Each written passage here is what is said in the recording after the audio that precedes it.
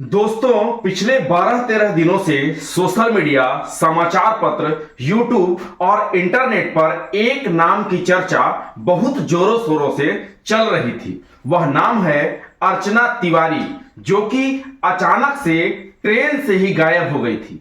आज मैं उसी अर्चना तिवारी की कहानी लेकर आया हूं। आइए शुरू करते हैं। 7 अगस्त 2025 राखी का दिन इंदौर से चल रही हावड़ा एक्सप्रेस में एक लड़की सवार होती है। नाम है अर्चना तिवारी। कटनी में रहने वाले उसके परिवारजन स्टेशन पर उसका इंतजार कर रहे हैं। सुबह 9 बजे ट्रेन कटनी पहुंचती है। दरवाजे खुलते हैं, यात्री उतरने लगते हैं, लेकिन अर्चना कहीं दिखाई नहीं देती।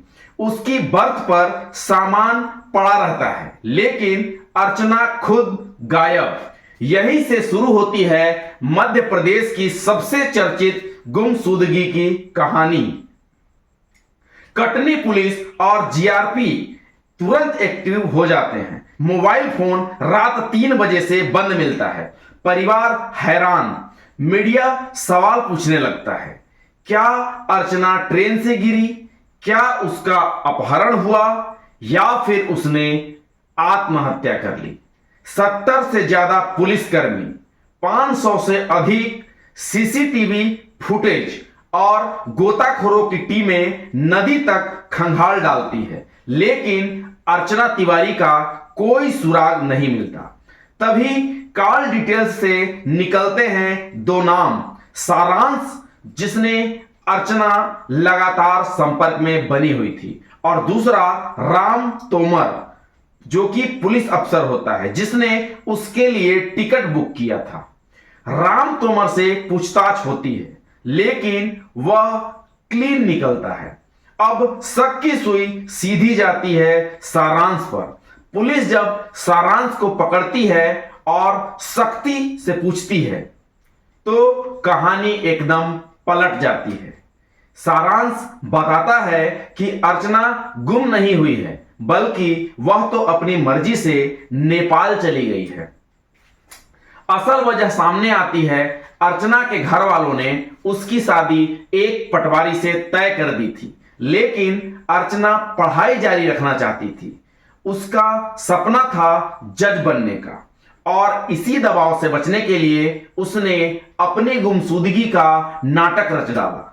इटारसी स्टेशन पर वह ट्रेन से उतर गई, फोन स्विच ऑफ करके फोन फेंक दिया और फिर कार से अलग अलग जगह घूमती रही। सुजालपुर, बुरहानपुर, हैदराबाद, जोधपुर और फिर दिल्ली, और फिर बस से होते हुए नेपाल बॉर्डर क्रॉस कर काठमांडू पहुंच गई। वहां उसके दोस्त सारांश ने एक नेपाली युवक देवकोटा से मिलवा दिया, जिसने होटल और सिम कार्ड तक उसे दिला दिया। पुलिस की मेहनत रंग लाती है। सारांश से मिले इनपुट पर टीम नेपाल जाती है और आखिरकार 20 अगस्त 2025 को अर्चना तिवारी को ढूंढ निकाल लिया जाता है, लाया गया और परिवार को सौंप दिया गया।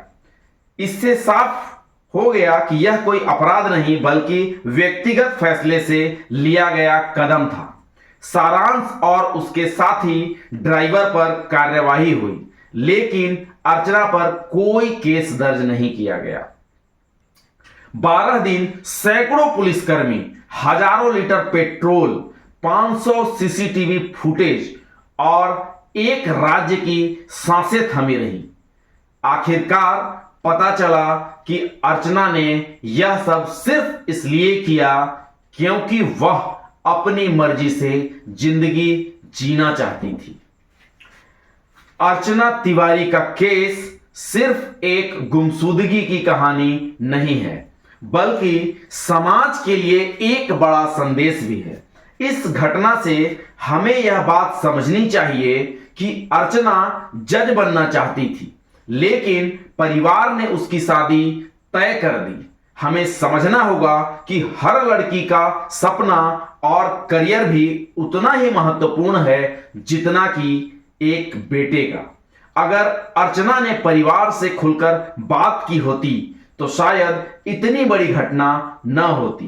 परिवार और बच्चों के बीच विश्वास और बातचीत की कमी अक्सर ऐसे कदम उठाने पर मजबूर कर ही देती है।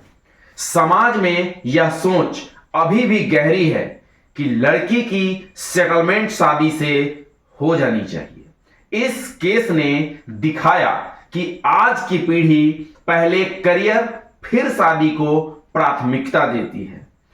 12 दिन तक पूरा मध्य प्रदेश हिला रहा। पुलिस, मीडिया, जनता सब लोग परेशान रहे। इसीलिए युवाओं को भी यह समझना चाहिए कि कोई भी कदम सोच समझकर उठाएं ताकि अनावश्यक अफवाह न फैले।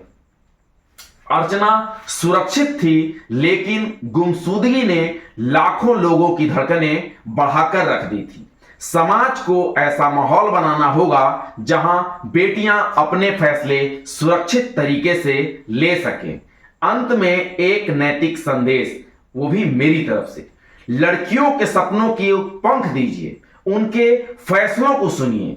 जब परिवार और समाज उन्हें समझेगा तब किसी अर्चना को भागने या गुम होने की जरूरत नहीं पड़ेगी।